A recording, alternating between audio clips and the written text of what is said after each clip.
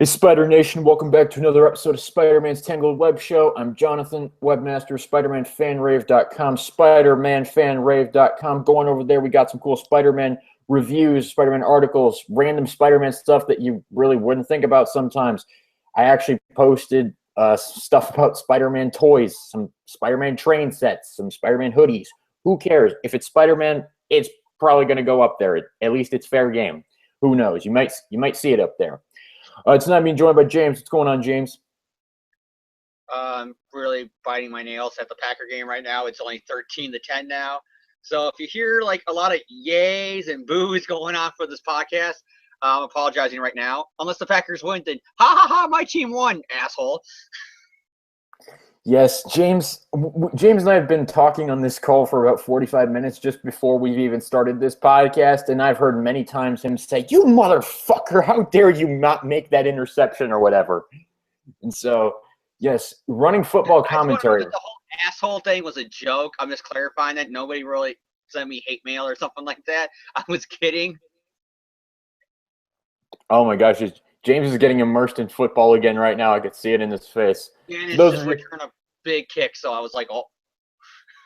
For those of you listening on iTunes right now, you may or may not hear some running football commentary by James Marking tonight. It's going to be fun when I review my issue because it's going to be like Peter and Mockingbird, went on the Quinjet and go, touchdown! Yeah, that's. I anticipate that's what's going to happen, and I think that's happened. You're gonna hate my review of the issue. It's gonna be like, and then the twist at the ending with Sajani is, oh my god! All right. Well, what have I been up to in the past month or so? Because we haven't done a podcast in about a month. I do apologize for that, but I had some things to do. First of all, I moved into a new house, so that took up quite a bit of time, and also I didn't have internet for 2 weeks, so I really kind of couldn't do this podcast.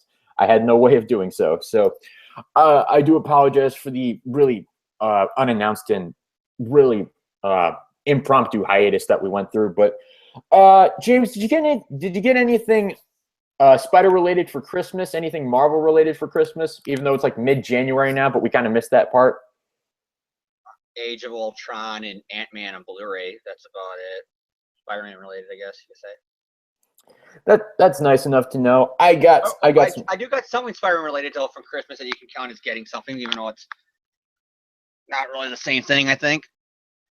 But when we were going through Christmas boxes for years and years, I couldn't find my Blu-ray copy of Spider-Man 3 that came for free with my PlayStation 3. God, try to say that really fast. Spider-Man 3 for 3 on PlayStation 3. I'd rather not take that challenge on the air. Yeah. And I have Bell palsy, so my mouth doesn't really work the same. So trying to say a tongue twister with this mouth is really hard. But anyways, in one of the boxes, I ended up finding it. The PlayStation 3 version. Well, that's nice to hear. Personally, for me, the PlayStation 3 version because it tells you right here, watch it only on your PlayStation 3. I didn't really get anything Spider related for Christmas. To be honest, Christmas was not my top priority this year, and plus, I'm just really not that big of a holiday person. So, what has been happening with Spider-Man in the past month or so that we've been off the air? Well, evidently, a hoodie surfaced on the internet that is making a lot of people mad right now for reasons that I can't even comprehend in my mind. Yes. We've been shown a possible look at Spider-Man's Captain America Civil War costume through a hoodie that is clearly meant to be merchandise for the movie, and people are getting upset because they think he's going to be wearing the actual hoodie in the movie. Oh my dear God. Just come at me, bro. I'm in a hoodie. I'm confirmed for the movie now. Jesus Christ. It's just like, people, he's not going to wear the actual hoodie. He's going to wear a costume. He's not going to wear a freaking hoodie. Please stop complaining. Jeez.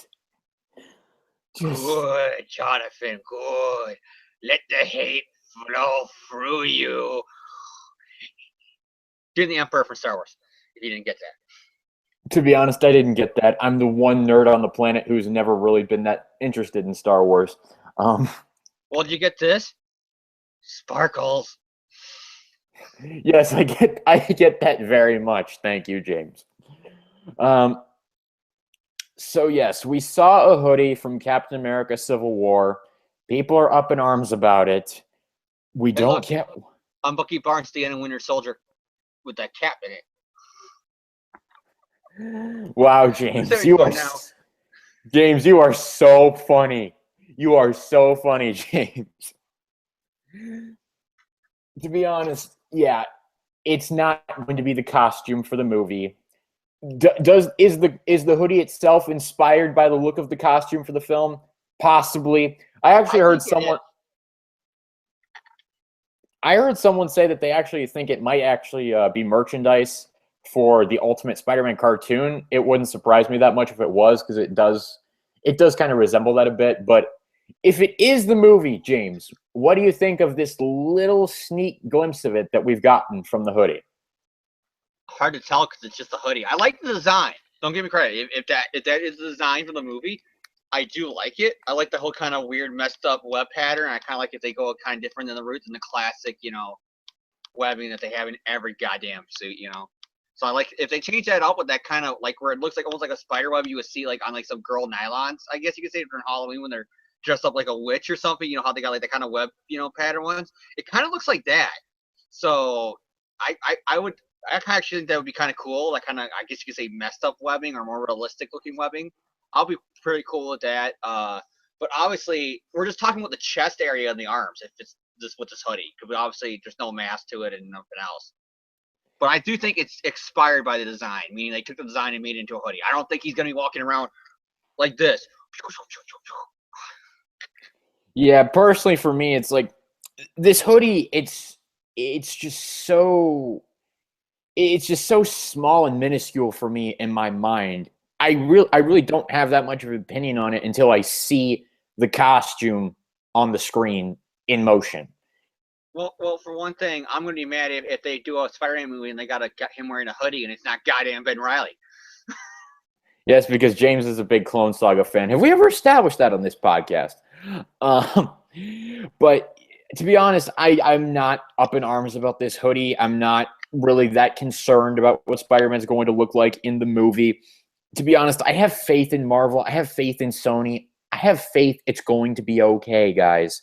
I don't think it's anything to be worried about, especially, they've done this 5 times and the suits look pretty good most of the time. So, yeah, I'm not that worried about it.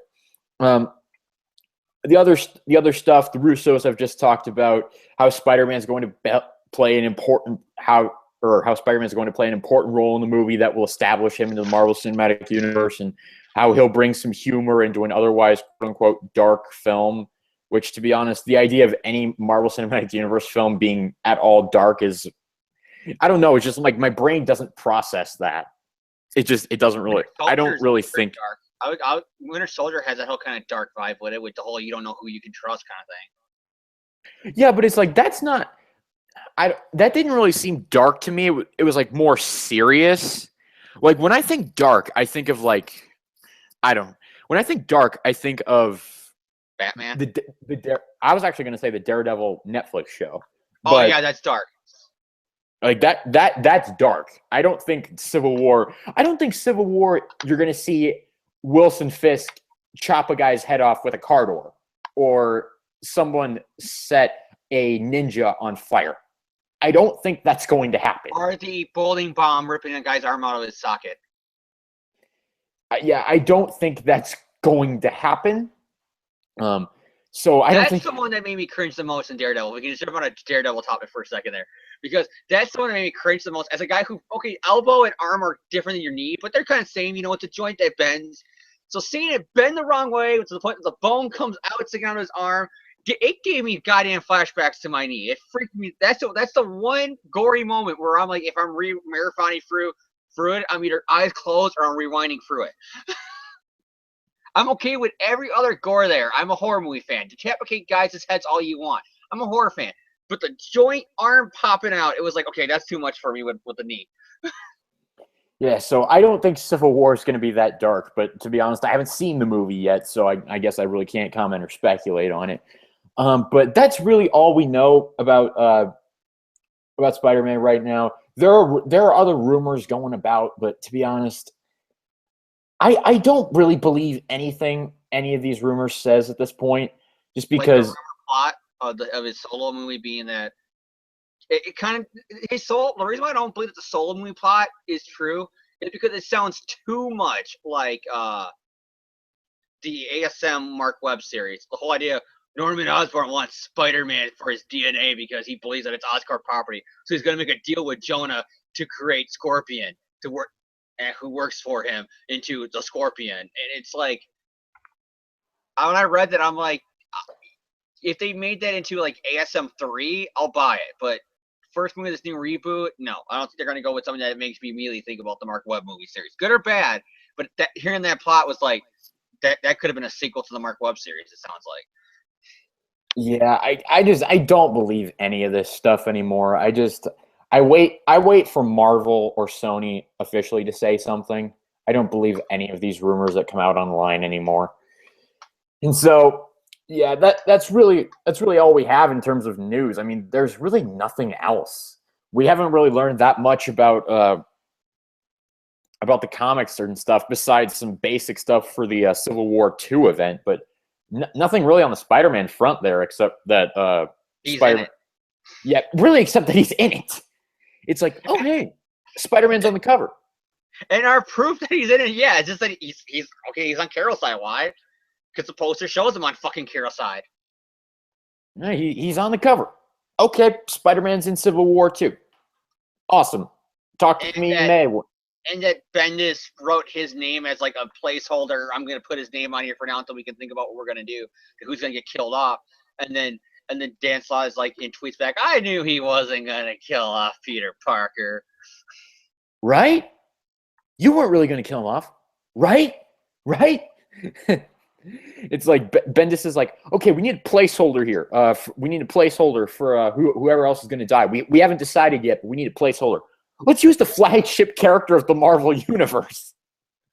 Like, that's so fun. Like, I'm not even trying to insult Bendis. I'm just like, that's so funny to me. Too, is at one point they got to, well, why don't we not make it an A-list character, but we make the moment shocking by having him being a hero like cyberbullied because of him not picking a side or whatever. And so he offs himself and commits suicide. And now it was a shocking moment. It can be an expendable character nobody gives a shit about because he committed suicide. It's going to be shocking and get headlines. And then everybody else is like, after 2 seconds of that being pitched, was like, yeah, that's a little bit too dark. Let's tone that back a little bit.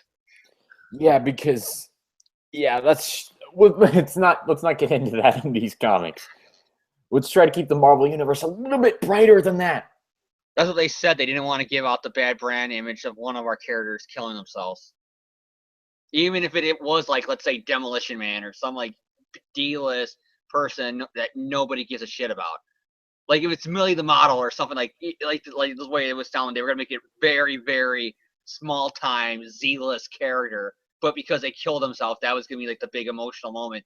And then even that, they're like, yeah, we don't like how that would make our brand look, so let's do something else. Yeah, I'm glad Marvel decided not to do that because just no. I'm sorry. Other than that, there's really not.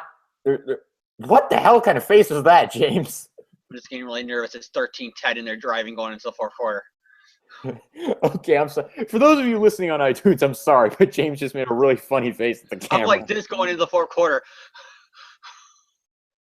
James, I'm praying here. Please, let's win the game and go to the NFC title game for a second year in a row. You know what, James? I'll root for the Packers to win the Super Bowl. Oh, God, you're a Cleveland fan. No, don't. The opposite happens to you guys. No. Yeah, okay. Let me just bring this up about the Browns for a second. We're going to do a really thorough investigative search into the best head coach we can because to the surprise of literally nobody, we fired our GM and our head coach because we suck. And so we're going to do this really thorough investigative search. And we're not going to have a head coach for a while. So the search is going to be very exhaustive, and we're going to expend all of our resources. A week later, we're in talks to sign somebody. And you already did. I know. It's just like, wow. Yeah, but he was the first guy you guys interviewed. Just Jesus Christ. Doesn't matter. Your team moves away. They come back. It doesn't matter. The Browns are the Browns.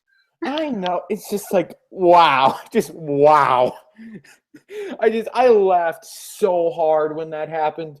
It's like I got the alert on my phone because I have my local news station, the app for it. It gives me an alert, says Fox or Cleveland Browns in talks with Hugh Jackson or whatever for head coach position. I'm like, really? Already? Hugh Jackson's a coach who his last head coaching job got fired after the first year by going 8-8.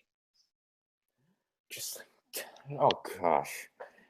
Just Granted, it's the Oakland Raiders, and they fire every head coach after 1 year, but still, the point stands. I'm just like, wow, Cleveland, really? Just really? All right, enough football talk. We'll get back to the Spider-Man topic here. We apologize, viewers. We apologize to those of you who are tuning in live. By the way, thank you to those of you who are tuning in live right now. I'm looking at our viewer count. We actually have a live audience tonight, so thank you very much for that. On our first episode back as well, I actually didn't expect to have anybody tonight. We appreciate the commitment and the viewership. So we are going to move on. Jan and Jan's mom and Jan's sister and Jan's brother. Is Jan? Oh man, our viewer count literally just dropped, James. Bye, Jan's family. I swear, James, every time you do that, our viewer count drops. It's like they don't like being. It's like, James, they're dogs. You got to let them come to you, James. You can't approach them. You just called our audience dogs, Sean. Thank you. I'm so sorry, people. Zombie Thomas. I'm so sorry, people. Yes, interception. Yes, yes. Oh, it's going to be a fun episode. You better hope the Packers win this game, because if we lose, get ready for the biggest rant non-Spider-Man related you'll ever have on this. Oh my God. If you think my Sins Past one was bad, just wait if we lose this game. Oh man. He's about to make Carl look like someone who's not even a bad person. Fuck Carl. His Patriots won today too. Hey, you know who's a Patriots fan? Chris Evans. So you know what? Maybe the Patriots Wait, is he really a Patriots fan, or is he just saying that because, well, I'm playing Captain America, so I got to say I'm a Patriots fan? No, dude, have you ever seen Chris Evans' Twitter feed about the New England Patriots? He's like, if we lose our perfect season because of that call, that ref should be fired. He gets like really intense on his Twitter feed sometimes. It's really funny. It's kind of funny because I'm like most fans, we're the opposite effect. If they give that goddamn call to the Patriots, all the referees should be fired. The goddamn cheaters they are. I love Chris Evans. I really do. I think he's a good guy. I really do. All right, so we're gonna move on to our reviews of ASM tonight. We are not covering the .1 issues tonight, mainly because James hasn't read them, and I'm really not ready to review them. And plus, I'm not enjoying the .1 storyline at all.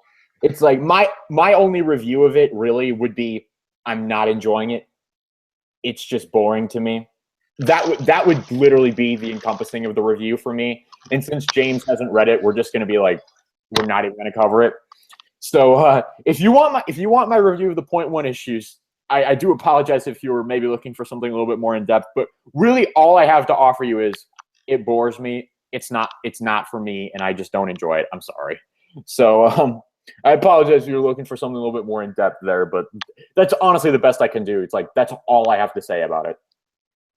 It doesn't even really get me like, well, to be honest, comics really don't get me mad in general, but it's like, there's nothing like really hugely wrong with it. It's just like, it's just boring to me. But now, okay, so .1's done. We're just not going to touch them anymore. And to be honest, I'm not going to read them anymore. I'm done with the .1 issues. So moving on, we got these two comics to review tonight: Amazing Spider-Man Volume 4, number 5, and number 6. James is going to handle our recap of Amazing Spider-Man number 5, but before he does that, I'm going to run down the creative team here. We got writers Dan Slott and Christos Gage, penciler Giuseppe Camuncoli, inker Cam Smith, colorist Marte Gracia, cover artist Alex Ross, lettering VC's Joe Caramagna, assistant editor Devin Lewis, and editor Nick Lowe. So, James, please, we're going to have to ask you to take your eyes off of the Patriots for right now and put it on to the marvelous work of Marvel Comics. Patriots, John. Did I just say the? Damn it! Packers. I'm sorry. We were talking about the Patriots earlier. I'm sorry. Please take your eyes off of the Packers. Give me a second. I'm chewing some chips. You don't want me to talk about my mouth full. Yes, you know what? I'll give spoiler for the shout-out section. Shout out to James's mother for teaching him good manners. You raised him well, Mrs. Markin. Yeah, I'm going to probably drop an F-bomb in about 2 seconds while drinking a beer on the air. Yeah, but at least he doesn't talk with his mouth full. You have to. I just wanted that way I don't got to repeat myself and make this review go any longer than it has to with the Packer game on. We have to appreciate the little things in life, James. It's all we have. All right, James. Okay, let's begin the review with how it begins now, shall we? Okay, Peter and Mockingbird are on a Shield Quinjet doing the shit that he's been doing right now. Whatever, it's just been like his status quo right now. Him and his psychic Mockingbird doing Shield show because he's totally not Tony Stark. Yeah, they're talking about all the stuff that's been going on with the goblins recently and blah blah blah. They're going to London. They arrive at Parker Industries, I guess they're in London, where they meet up with Fury, Agent Coulson, which still every time I see him in the actual Marvel comics, it's like Coulson. What the fuck? Yeah, to be honest, I will say it's a little bit surreal. It's just he's the Harley Quinn of their universe. Yeah, it's to be honest, I have no problem with it. I love the character of Agent Coulson. It's just a little surreal. I'm still not used to it. I don't know why. I just love it though how it's like every Marvel TV show I felt like was promoted. Every MCU movie and TV show was promoted there with their introduction. It was hilarious. So yeah, they're going there. You also got the Living Brain, or at this point I'm just gonna call him Doc Ock because fuck it, it's Doc Ock. I'm not gonna come up with any creative fan names like some people have been doing, like Octo, Braino, and stuff like that. No, it's just Doc Ock. I don't care. Anna Maria, Sajani, they're there too. They're doing a press conference. That kind of stuff's going down. You got, Scorpio, sorry. He shows up, they arrive there. He's trying to get the key. And it's going to trigger shit, I'm just trying to speed this up. I'm sorry, John. Stuff goes down, of course. Spider-Man does stuff. He saves them all. Then back at Parker Industry, he reveals, yeah, I found out who's been causing all our corporate sabotaging and all that stuff, finally. Sajani, to quote Donald Trump here, you're fired. No, we do not say that name on this podcast. Even better. Okay, I'll do a better one. To quote Vincent Kennedy McMahon, Sajani, you're fired.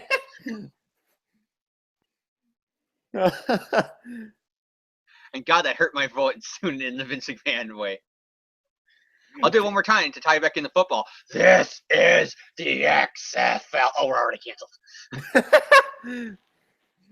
But yeah, pretty much that goes down. She finally gets fired, only for twist. Hey, you know how Sajani's been doing all this corporate BS backhand and stuff to Peter Parker? It turns out this is the one time she didn't do it, and Doc Ock's been framing her for it.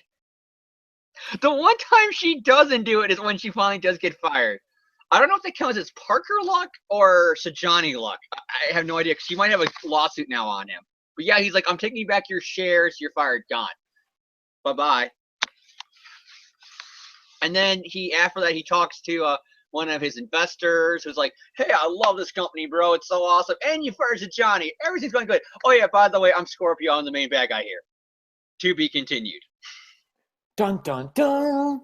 All right, James. What are you thinking of Amazing Spider-Man Volume 4, number 5 here?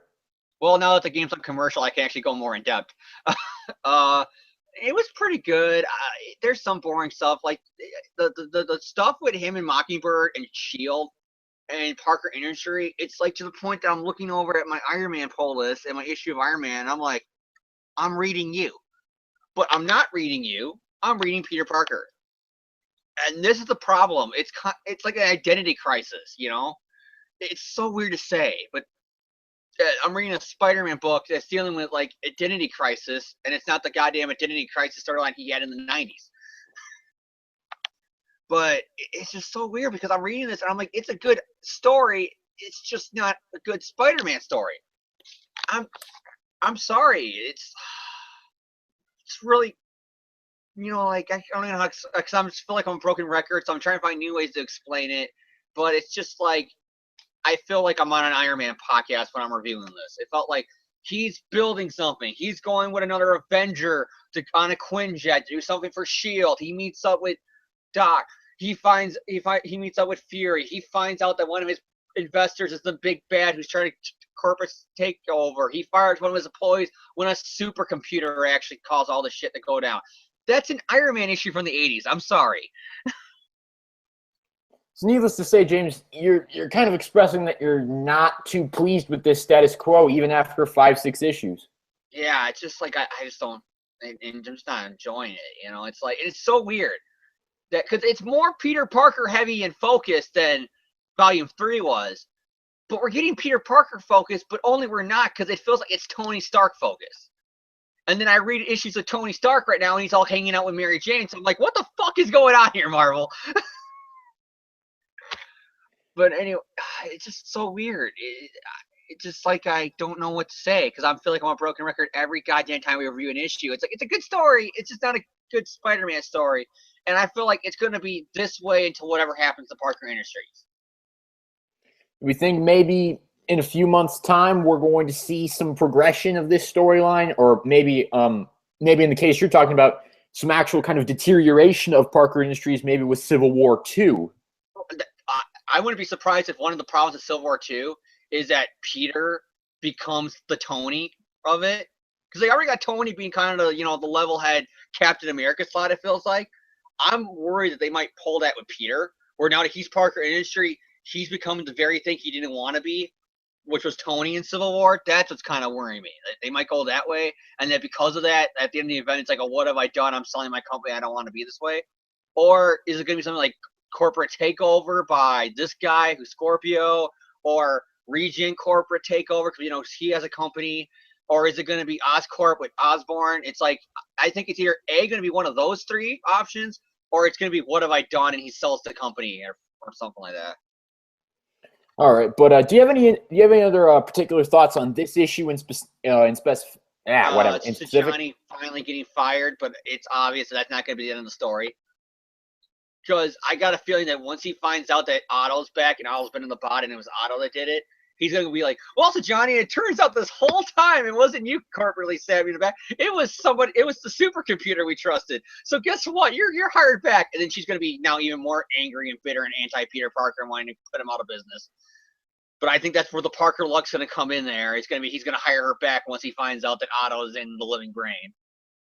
So he's going to think now that this whole time it wasn't her behind his back. It was the living brain framing her.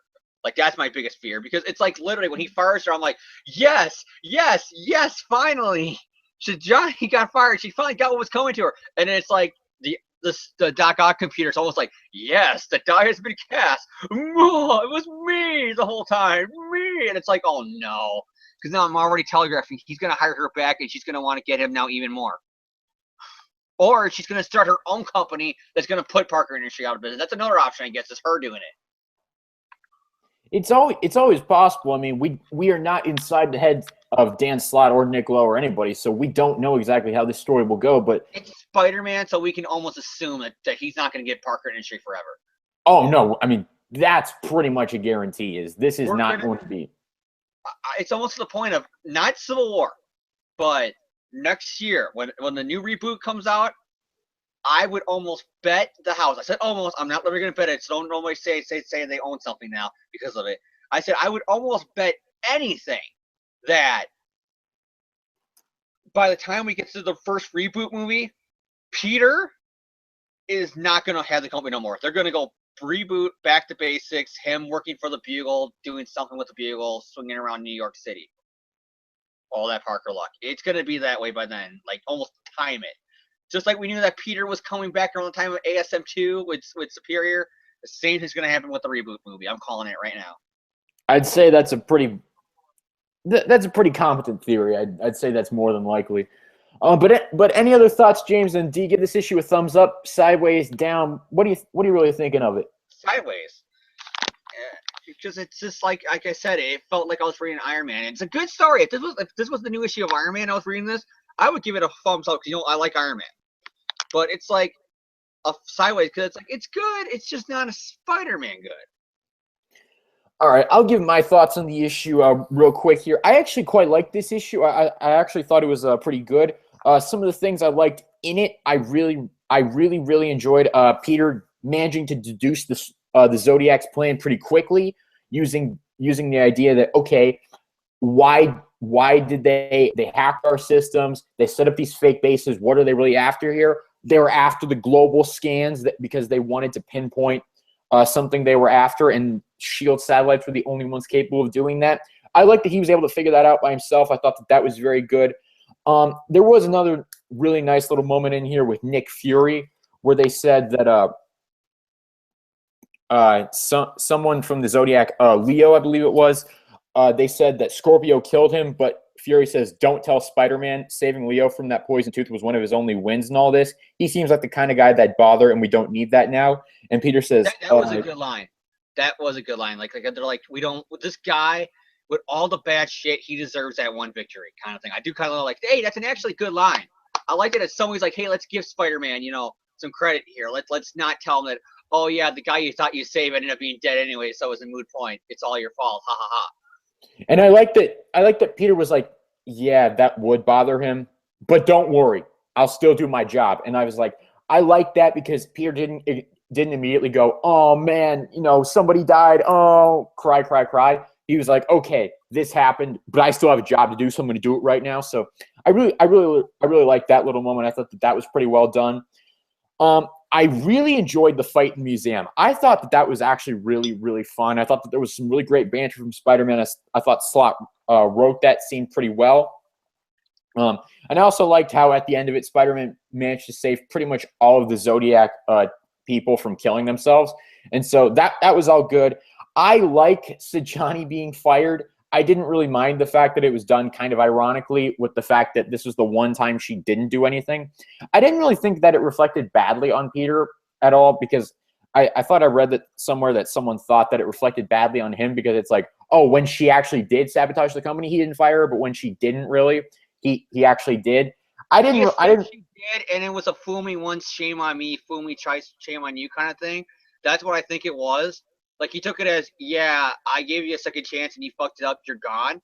It wasn't like he knew that she was doing all this stuff, and the one time he knew she didn't, he said, I know you didn't do this, but you're fired anyways, kind of thing. Like the scapegoat his own ass or whatever, or somebody else's.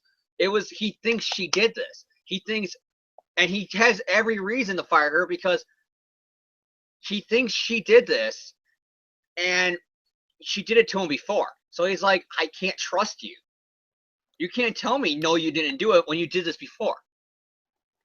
Yeah, so I didn't mind that moment. I thought it was actually pretty well done. The cliffhanger with Mr. Jacobs, I believe, being actually part of the Zodiac and being Scorpio, I thought that was a pretty good cliffhanger. I enjoyed that quite a bit. Some other stuff in here, I really enjoyed the splash page of Spider-Man and the Human Torch swinging and flying through London. I thought that was pretty well done. The art by Giuseppe Camuncoli, Cam Smith, and Marte Gracia, it's all really good. I mean, there's some really, really good artwork in this book, and they've been kicking butt on this entire title for their entire 5-issue run on this so far. So that's all pretty good. I don't really have any major complaints with this issue. I thought it was pretty good. I give it a thumbs up. I don't really have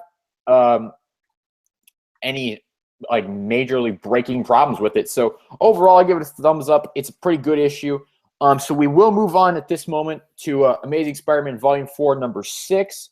Oh, this is the start of an all-new story called The Dark Kingdom, and we know that because it's on the cover. All-new story, The Dark Kingdom, starts now. Probably just a trick to try to get new readers in, try to make sure that the whole idea of them being scared away by larger numbers doesn't actually come into factor here. Oh, I almost completely forgot to give the creative team. I apologize for that. We got writer Dan Slott, artist Matteo Buffagni. I am sorry if I'm butchering that name. I'm not really sure how to pronounce that. What did you say? Matteo I Buffagni. think you are going to need to apologize because the way you pronounced it. Matteo Buffagni. I'm not sure if that's right. I've never seen this name before, so I apologize. But colorist Marte Garcia, lettering VC's Joe Caramagna, cover artist Alex Ross, assistant editor Devin Lewis, editor Nick Lowe. Moving on to the recap here. Basically, the issue begins with an inverted cloak and dagger breaking Martin Lee, aka Mr. Negative, out of prison because he is the only prisoner on a ship that is going to take and they plan to take him back to China. So they free Martin Lee, they turn him back into Mr. Negative, and they also get rid of the guards in the process. And Mr. Negative,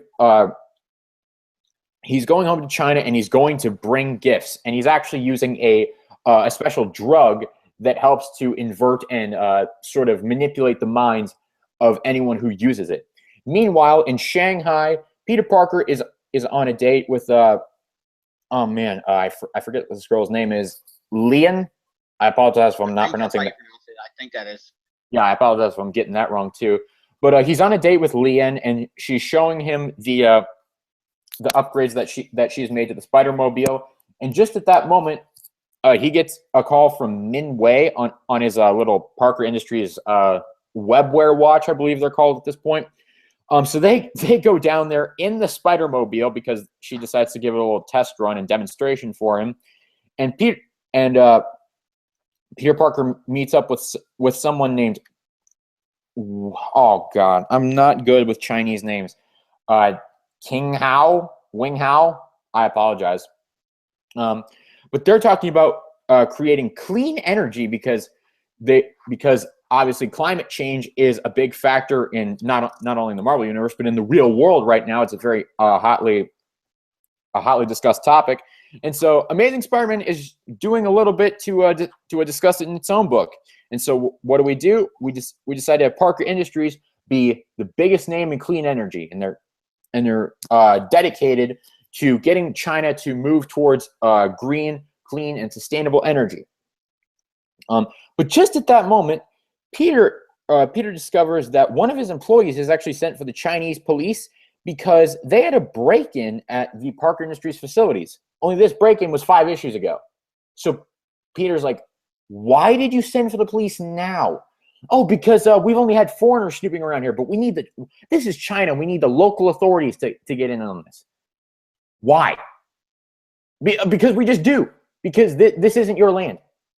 Why? I just told you why. Why? Oh my gosh, it's just Peter's just like, why are you doing this? Because I can. Yeah, thank you very much. So the local police are actually quite grateful for the help both Parker Industries and Spider-Man have given them over the past few months. But it turns out that they are actually kind of suspicious of them because they're worried that Spider-Man may actually be attracting more negative energy to Shanghai, what with the Zodiac and Mr. Negative showing up. But it turns out Peter was unaware of Mr. Negative showing up at this moment, and he's saying, how is that our fault? But then he thinks to himself, come on, Pete, what's the grown-up thing to do here? I'm sorry to hear that, Sergeant. We'll do anything we can to help, and I'll pass along word to Spider-Man right away. And the sergeant says to him, well, that's actually kind of convenient because we have something going on in the city right now that we could use Spider-Man's help with. And it turns out that an employee for a local construction company has decided that he's kind of fed up with the way his boss treats him and the fact that his boss decided to actually fire him. So what's he going to do? He's going to take control of a crane with a wrecking ball on it and start breaking shit. So Spider-Man intervenes, and he manages to get the wrecking ball away from him, and he manages to make sure there's minimal damage. And he goes up to the perpetrator of the crime and sees that he's been infected with Mr. Negative's drug. And he sees, okay, I don't really think this guy was in the best headspace with this because look at this little patch on his neck here. So he takes it to his top medical research man at Parker Industries and says, I need you to figure out how this works. I need you to figure out a counteragent for it right away. But sir, the energy, that's our top priority right now. We have experiments that can't wait. it will still be here at the end of this. This takes top priority. And so Peter goes back to his office while singing Wrecking Ball by Miley Cyrus. And he goes into his office, and all of a sudden, the inverted Cloak and Dagger teleport in. And after a brief battle, Mr. Negative also shows up and seemingly corrupts Peter to end the issue. Dun, dun, dun. All right. That's the end of Amazing Spider-Man Volume 4, Number 6, and we're going to turn it over to James. What are you thinking of this issue, sir? Meh. Like, first, can we talk about the cover? Because I agree with a lot of people on the internet. It's the dumbest goddamn cover I've ever seen in a comic book in my life. Really? I thought this cover was cool. Mr. Negative is jumping down a building with a sword when all Peter, who crawls up wall, has to do is move slightly 2 inches to the left, and then Mr. Negative is sidewalk goo. I don't care. It looks cool. It looks cool, James. Okay, but do you have any thoughts on the actual? It looks cool, but it's dumb. Let's just say that. Yes, so are the Transformers movies, but they make billions of dollars. Yeah, well, this cover only made $3 with me, so who gives a shit? All right, James, do you have any thoughts on the actual contents of the story? Not really. The cover was the most interesting thing in my opinion, because I don't enjoy Negative now. It's just getting to the point of just he's Chinese Kingpin. And your whole gimmick is that he's a racial different version of Kingpin. You got to go back to the drawing board. Oh, he changes people into black and white, and they can do whatever, and he mind controls their evil negative energy, or he cures cancer, or some bullshit, whatever powers they gave him over the years. But anyways, it's like I don't like him as a villain right now. Cloak and Dagger working for him is just like once again slot like I'm turning people evil because that's why. I do kind of find it funny, like other people have brought up online too, that Peter in the first issue of 2099 reboot, he criticizes Miguel for sorry, excuse me, sorry. He criticized Miguel for appearing on Ninja Warrior, and because his acrobatic abilities that he has there proves that he's either A, Spider-Man, or B, one of the Spider-Man, so don't do that ever again. And then here he's doing all the flippity and shit in front of Negative and Cloak and Dagger, and it's like, yeah, remember when you told Miguel about not doing that shit in front of people that don't already know? Maybe you should listen to your own advice. You got that. You got the whole fact that it almost doesn't even... You have, again, a cliffhanger ending of an issue, and then this one feels like it's not even the same. You know what I mean? There's, like, hardly anything that calls back to the fact that the Scorpion, or Scorpio, I mean, that's going to get confusing. Spider-Man villain named Scorpio and Scorpion. I'm just going to say that right now. But anyways, you know what I mean? Though it ends with that cliffhanger, and then this issue ends with a different cliffhanger that has nothing to do with the cliffhanger from the issue before. To be honest, that's not really something that's a problem with just this run. That's been the problem, like, for years with these Spider-Man books. It's like they give us a cliffhanger, and then nothing's addressed in the next issue, and it's not picked up for at least 3 months. Brand New Day. I gave them the benefit of the doubt. It was a negative, but I didn't make it as big a negative because, like I said, it was 4 or 5, maybe 6 writers who had their pet stories and their pet characters, and they wouldn't let the other ones touch those pet stories or pet characters. So you would have something ending in a cliffhanger, and it wouldn't get resolved or addressed again until like 6 months to a year when that writer comes back on the book. I can give it a benefit of the doubt for that reason. I will not give it a benefit of the doubt when Dan Slott is the only goddamn solo writer on the book, and he keeps on doing that writing for whatever reason. All right, James. Do you have any other thoughts on Volume 4, Number 6 here? And while I'm at, do you give it a thumbs up, sideways, or down? I'm trying to think about if there's anything else I want to say. I can't think of anything positive. The artwork looks nice. Spider-Man's new girlfriend is pretty hot. That's about it. All I can say, literally, I'm literally lost. I have nothing else to say about this issue. Like, this is the thing about these issues. I literally can't say a lot about him. It feels like, and it's sad that he's my favorite character, and I feel like I can't really talk about him because there's nothing here that is drawing my attention to the point that I want to talk about this for hours. So, do I take that? Like I gotta get this one again if I'm sideways, and this is, I think, it's been the moral of the story. Like I said with this front so far, is everything's been sideways. It's Megaforce. Oh, did you just say it's Power Rangers Megaforce? Yes. For those of you who don't, not bad, but it's not trying to be good either. It feels like.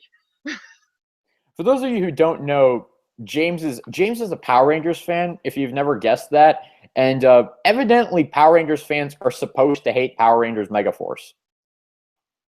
But this is what it feels like. It feels like there's nothing to talk about, and that's why I'm giving it a negative.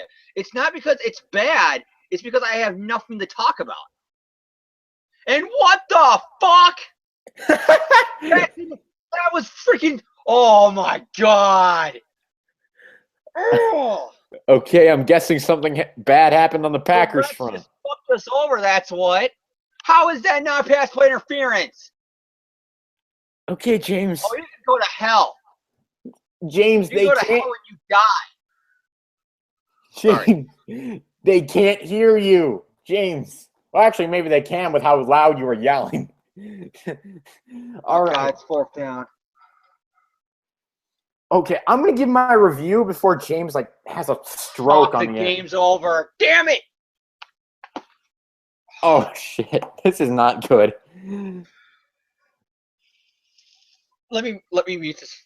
Because I don't want to get you and your show in trouble. Okay, James has hit the mute button, so I'm gonna go for my review. Okay,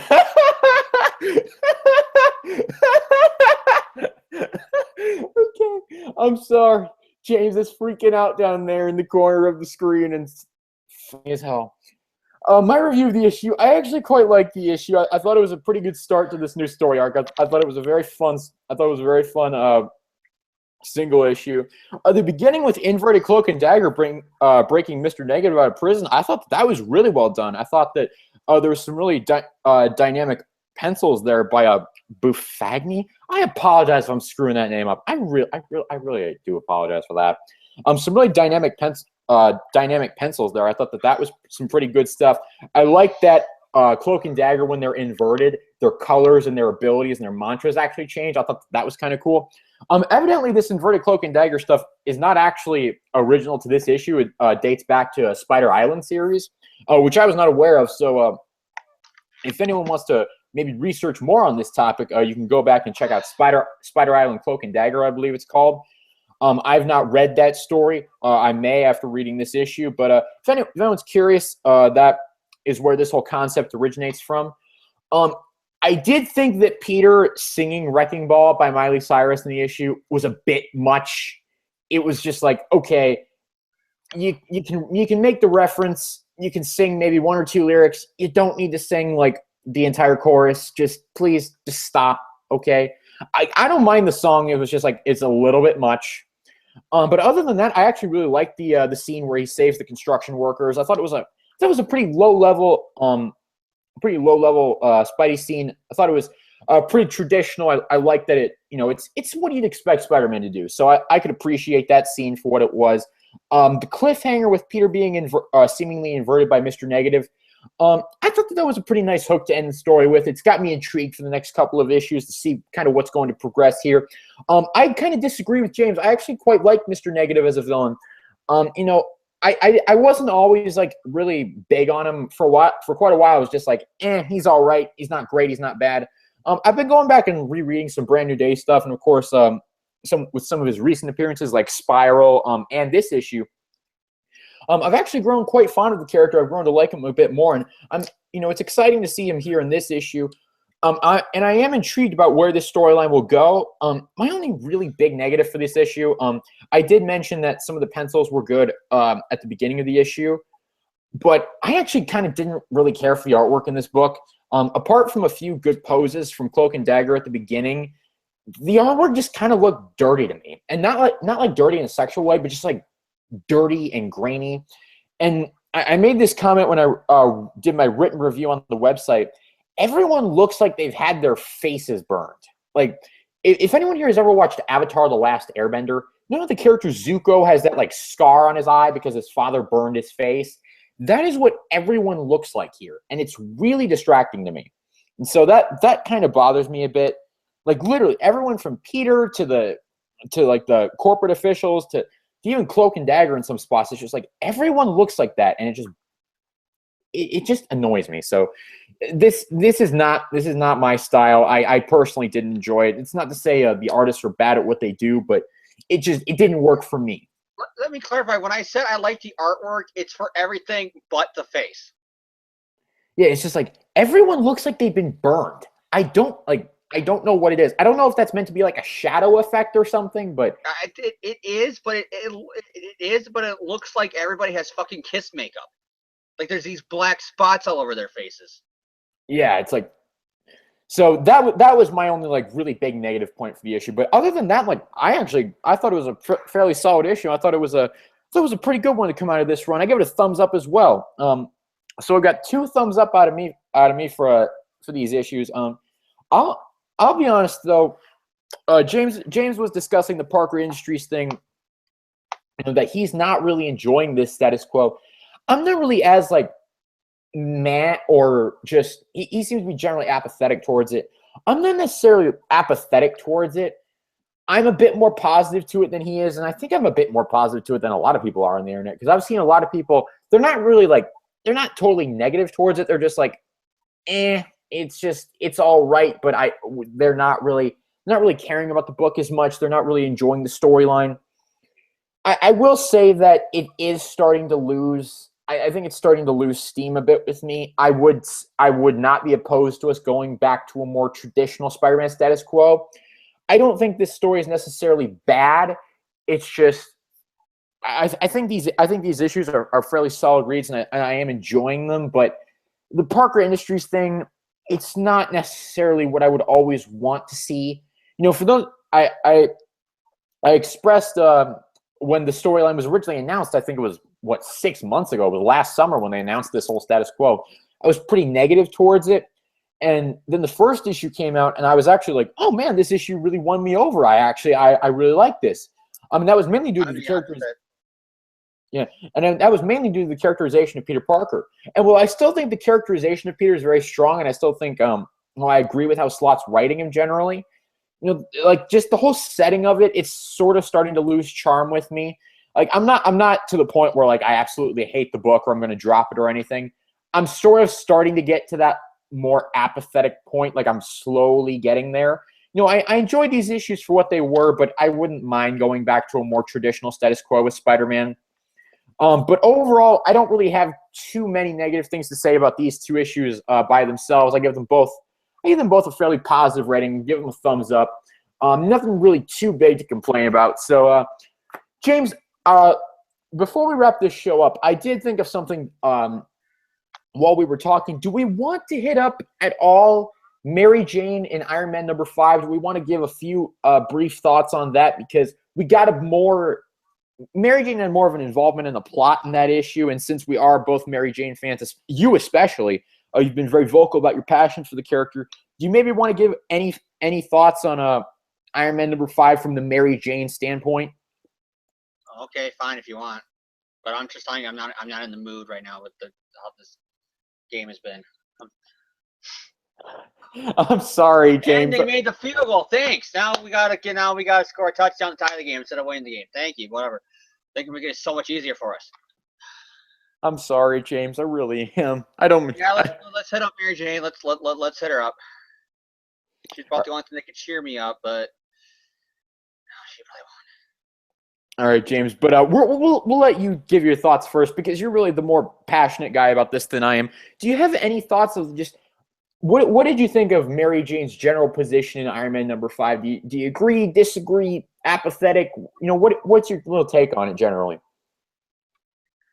It's love-hate. Like I said this before the show, it's love-hate to the T. I'm happy that she's being written. She's on a book where she's actually being written well. She's being treated nice, character-wise. Obviously, not the real person, but you know what I mean? Like, they're treating the character with respect, the fans, the way the character would do in the situation. But at the same time, it's kind of like, yeah, but then why can't you write this in the Spider-Man books? Why does she have to be the way she was since One More Day? Like, here you're writing her competently. Why can't you have that in the other books? And that's what it feels like. Her company, she loses her bar again because of Hero, but because of Tony Stark, I guess it's okay because he just offered her a new job. Which, do we also want to bring up the fact that Civil War is not even brought up in the issue by either of them. When really that one, yeah, that one's a definite. And then Bendis' reply when somebody asked him about is there any explanation for why that, and his reply back was basically sure. Like literally, the person goes, was it because of One More Day? Was it because of the psychic mind block? Was it because of the Tony Stark Disassemble line, the Fraction story that Fraction did? What was it? And his reply back was, I think it was like pretty much like pick one of the three and just go with it. Like he told the fans, whichever one you want to go with it. It's like that's Bendis in a T though. Bendis is not like continuity. Like I said, he was writing Avengers at the time where Peter Parker was spending months in the negative zone with the Fantastic Four and Miss Marvel were dead, and he wasn't even addressing that in his book. He just kept on writing them in the book, and like it was nothing in that same short timeline window and stuff like that. Bendis has been known for doing that. This whole kind of continuity bubble where other books have to write around him, not vice versa. He does that with his own titles, even. Like I said, Siege in the different books that he was writing, Dark Avengers, New Avengers, Mighty Avengers, Siege, the main title, he had 4 or 5 different ways of how Steve Rogers entered the fight or how this happened. Like, it was weird. It wasn't like 2 different writers or editors not getting it right. It was the same writer with the same editors not getting it right. But that's how he is, Bendis. Yeah, so that was my main takeaway from that issue with Mary Jane was just like, did you forget that this guy pretty much screwed you over 10 years ago with that whole Superhuman Registration Act thing? Feels like she still holds a grudge for Peter for all that shit, which it seems like that's been like the thing that she has kind of lost her. I don't want to say respect, but her liking of Peter Parker, going all the way back to Brandon Day and what happened with Civil War. Tony should be like 10 times that. It's like, you cost me everything. I should hate you, but I and don't. Where's the goddamn flag? Oh, that was more Packers talk. We're sorry, ladies and gentlemen. But yeah, he's so pulling our guy down. Oh, James is not happy right now. James is really not happy right now. But my takeaway from the issue mainly was the lack of acknowledgement of Civil War. It was just like, one of these two should hate the other. Like, Tony, if you want to say that Tony forgot because of the psychic mind block, I'm fine with that. I'll accept that. Why would he remember that Peter and MJ live with him?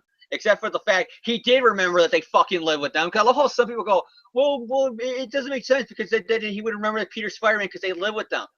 Again, bringing a Fractions run in that issue 8 where they actually finally dealt with Peter and Tony for the first time post-Civil War. Well, One More Day did kind of, but you know what I mean? Like the first time they actually talked it out. And not was just like, my aunt's going to be dying. It's your fault, Tony. Punch, punch, punch. No, you left the reservation fact. It's your fault, Peter. Punch, punch, punch. This one was actually them teaming up and actually talking about it and stuff like that. In that issue, when he goes, oh, how's it going, Peter? And then I think it's Ben Urich who's like, hey, how do you know Peter Parker? He goes, oh, he helped Spider-Man build tech or when Spider-Man lived in my house as the Avengers. Because literally the mind block made him think that that's what was going on. It said he was a Spider-Man's friend who lived there who helped out with tech every once in a while. Oh my gosh, it's just like, yes, we got a big play. I'm sorry. That's why I took the long pause. But anyways, to go back here, to the clock's running out, guys. Come on, 30 seconds. Come on, you guys got to snatch the ball. But anyways, what I was saying, yeah, it's just like Bendis is known for this, and it's really out there because you can make a save for Tony not remembering, and I'll just go with it. But there's no goddamn reason MJ doesn't. Literally no reason. It's just like, oh, hey, we forgot that Civil War happened. So, yeah, like that was my big takeaway from it. Overall, though, I did think Mary Jane was written competently. I agree with James on that. I thought that she played a pretty decent role in the issue of Iron Man. I like that she took the villain head on. You know, I like that she didn't just play the damsel in distress. So that was all good with me. That was just the point where it was just like, really? You completely forgot this massive thing that completely changed her life. Civil War. Oh yeah, We forgot to mention that. The reason why MJ is in your book and not with Peter now is because of the shit that happened with you and him and her in Civil War. That's the thing. The only thing you can go all the way back here. The reason why she's single in this book can all be traced back to Civil War. So you have to address it. And they didn't. So that was probably the biggest problem that I had with it. But overall, though, I thought it was pretty decent. So, James, any other thoughts on Mary Jane and Iron Man before we wrap up? No. All right. So I literally didn't do much. Let's just say it's like pretty much nobody remembers Civil War. What the fuck? Her company's lost again. Well, how did that end up biting your ass now, Mary Jane? Blaming Peter for all this goddamn shit that ruined your life. Well, it looks like Iron Man just came in and blew up your fucking building, but whatever. And then you got then Tony offers her a job, which if Mary Jane's been running competently, because I'm sure Peter would have even done the same thing with Parker Industry, she should probably say no. But she'll say yes. Look, it's the three things we can take out of that issue with her. All right, so that does conclude our reviews for tonight, and that's also going to conclude this episode of the podcast. So, James, do you have any shout-outs or final words for the listeners before we sign off? Shout out to the Packers, because it's 12 seconds left, we're down by 7. I hope we get a big play here, and I hope we win the game. So shout out to you guys. Shout out to God, so you can give the Packers the victory. Like you're going to know in the next 12 seconds by my reaction if we won or lost. Oh, geez. Okay, I'm gonna keep us on the air for this because I want to know. I want to know if we. I want to know if we win. I want to know if we're gonna win. Don't worry, James. You're gonna win. No, we're not. I don't think so. No, it's only 5 seconds, but we won with no time clock on with the lines. But I don't think lightning can strike twice. I'm praying lightning strikes twice, but I don't think it is. All right, so I'll give my shout out to the Packers because win or loss. You know, shout out to them because you lost. You had a good season, though. You won in the playoffs, at least one playoff game. And then if we win, holy shit, shout out, we won. But I'm worried right now because there's 5 seconds left. And I'm about to have a heart attack. I'm not lying. Live on the air, you're going to see a guy either Joy and what the fuck? They can't call 2 timeouts in a row. Goddamn. Yeah, but you better put that extra second back on the clock. This is really fun. Like, let's just turn this into the James Markin football podcast. All right, my shout out this week: Marvel, Stanley, Steve Ditko, Dan Slott, Giuseppe Camicoli, Matteo Buffagni. I'm sorry, Tom Holland, Kevin Feige, the Russo brothers, all of them. Thank you for Spider-Man. Thank you for all the things we talked about tonight. Brian Bendis, David Marquez. Thank you for all that stuff. Shout out to other things. Shout out to the people who built the house for us. We appreciate that very much. Shout out to the people who helped us move into this house. Thank you very much for that. Shout out to, I want to give a very, very big shout out here because this was something that I discovered over the holiday break, and this is something that I really, really enjoyed. Jessica Jones on Netflix. Marvel's Jessica Jones. That is amazing. Like, if you have not watched it, it is fantastic. I've literally binge watched it twice. I've gone through the whole thing twice in 48 hours because it's not 48 hours once. Like, I've done it in 48 hours twice. Yes, it happened again! Oh my god! We got the Hail Mary! Oh my god, it happened, guys! Oh my god! Yes! We're going to overtime! Yes! Yes! Oh, we gotta get the extra point! Oh my god, I could have forgot! Oh my god! Get the extra point! Oh my god! Get the extra point, boys! Oh, oh, oh. Am I joined by a 25-year-old man or a 14-year-old One Direction fanatic? Oh, go fuck yourself. It's football, John. All right, but because your team is used to never making the playoffs, that doesn't mean you can't give my team credit. Okay, so if you've not watched Jessica Jones, you need to go watch it. It's fantastic. I absolutely love it. Kristen Ritter does a fantastic job with what she does. She is amazing. David Tennant, holy cow, he is officially the most creepiest villain in the MCU. Oh my gosh, he is screwed up in the head. He makes a little girl who has to go bathroom go in the closet and wet herself. That's fucked up. That is Oh my God, it was some screwed up stuff. It's like he's so goddamn creepy. And because it is Netflix, you can get away with more. I'm like, what the hell is he gonna do now? Make somebody like rape somebody by mind control? Because he would do that. That carrier would. I mean, he made Luke Cage blow up his bar with him in it and made sure that Jessica saw it. It was just like, and let's see, what else did he do? He dragged Jessica back to her, well, he didn't drag her there, but he recreated Jessica's home because he stalked her, got every single detail down to the wire, and played mind games with her childhood just so she would love him. That was one of the most screwed up things I've ever seen in my life.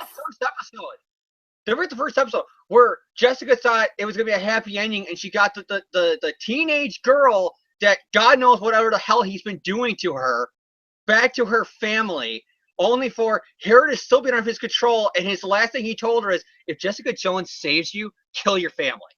And she does. And then when Jessica sees it, look at her and say, smile. It was like, what the smile? She does smile, and then she say like he did it for you or something like that. It's all for like smile. It's for you or something like that. I was just like, what the fuck? That's the moment where it hit me because I never read her Alias run that this is based on. My version of Jessica Jones is what's happened in New Avengers. It happened in it wasn't called Frontline, but it was called like Pulse or something. Yeah, Pulse. But it was just like, I read that stuff. The more kind of the Jessica Jones stuff where Marvel's like, yeah, you're writing a Marvel Knights title, so you can go a lot more edgier. But this is a little bit too edgier. So we're gonna make you switch her settings to her working for the Bugle now, and she's gonna team up with Marvel heroes. Okay, is that better for you? That was basically like the more PG book. So I could tell probably why, because when I actually watch this, I'm like, holy fuck. You just made Daredevil, which Daredevil goes, far. Let's just say there's moments in Daredevil where you're like, holy shit, I did not expect to see that in anything related to the MCU. And Jessica Jones is like the same thing, but Daredevil's more that kind of the grim, gritty, dark with gore and violence. Jessica Jones was that in a creepy, perverted way. Like, here's the thing. This is what I say. Daredevil is the physical, like, it breaks the physical boundaries. Jessica Jones breaks the psychological boundaries because it's just like... he makes Malcolm, who played Scott in Power Rangers RPM, that made every other Power Ranger fan who watches it even double, like, aw, we like Eka Darville. He made him a drug addict just to fuck around with Jessica. Yeah, he's psychotic. He told him, like, if I remember this correctly, because I marathon for the series and it's so goddamn perverted, it's to the point I don't even want to rewatch this again for a while. I need to take a shower after watching the show. Oh, dude, literally, I marathoned the thing. Like, I marathoned it right before Christmas, and then right after I got the internet back, I marathoned it again. Like, I love this thing, and I'm like, I like it, but it's like I feel like I got to take a shower at the end of each episode, especially when Purple Man's in it, because it's like when Kilgrave's in it, I feel like I got to take a shower. Every scene he is in is so fucked up. No, dude, like, I will say, it's like, there are parts in Jessica Jones that, like, I had to walk away after because I was just, like, emotionally disturbed. Like, literally, just, like, I was, like, almost crying because I was just like, what? Just, what is wrong with you? I love how they took the nutso Captain America. Okay, back during the Disassemble arc around there was another Avenger storyline that was called The New Invaders, and there was a guy who was like a nutso guy who was nuts and thought he was Captain America and was going to reunite all the heroes of the 40s to fight the Avengers. And he was nuts and he wanted to kill for the government. And what the fuck happened here? Oh, jeez. Just there's some kind of problem with the coin flip. But whatever, fuck it. I guess it worked out now. I guess. Whatever. Yeah. So that book, and for the way I understand it, Patsy Walker's boyfriend is based on that guy, and that's why he kind of has the illusions of kind of like where you can see he's kind of like an evil Captain America, and that's why, because he's based on that guy, and that's actually that was actually pretty cool. It's like, hey, you took a guy who was in the Avengers, but you didn't, kind of. Because he's not even the same name, I don't think, but it's the personalities match up to the point that if you want to say that's the MCU version of that guy, it is.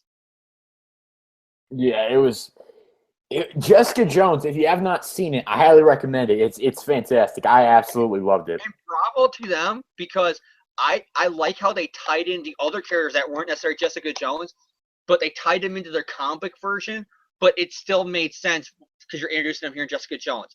Like Patsy Walker, the whole idea, because Patsy Walker was in a comic book series in the 50s that was very much like, Archie.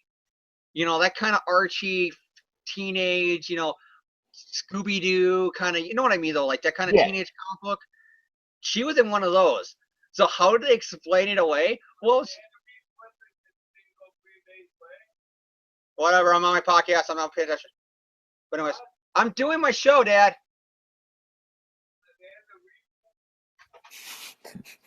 Hi, James's dad. My dad's a Bear fan. He's giving me a hard time. Anyways, yeah, I like though how they're like, how do we take her 50s, version of herself and have it make sense here? Say she was a kid star and the TV show was like that. Dude, if you've not seen Jessica Jones. And Luke, I just love Luke. The first time you see him, he's in blue jeans, a yellow shirt, and he's making out with a chick in an afro, tying completely into the whole kind of black exploitation Shaq parody that he was. I love that. I was like, he's making out with a chick in an afro. It's like clearly they're like, that's a wink to the fans. It is Luke Cage. Sweet Christmas. It's just everyone did such a great job on that show, so props to them. Other shout out, I will give a shout out to Daredevil because I didn't like it as much as Jessica Jones, but I thought it was still pretty good. So I will give that because I had not seen either of these two things before the holiday break. So yeah, so I did catch up on those. Both of those are pretty good. Other shout outs, I don't really think I have any others. So yeah, that's going to conclude tonight's episode of the podcast. So James, we hope the Packers win for you tonight, buddy. And everyone else, thank you for tuning in. We hope to be back next week. What are we going to talk about? We're going to talk about Spider-Man. We don't really know what else yet. We kind of just make these up as we go along. So thank you guys for tuning in. We'll see you. The writers of Amazing Spider-Man. No, that was just a joke. That was just a joke. We'll see you guys next week. Thanks for tuning in. Have a good week.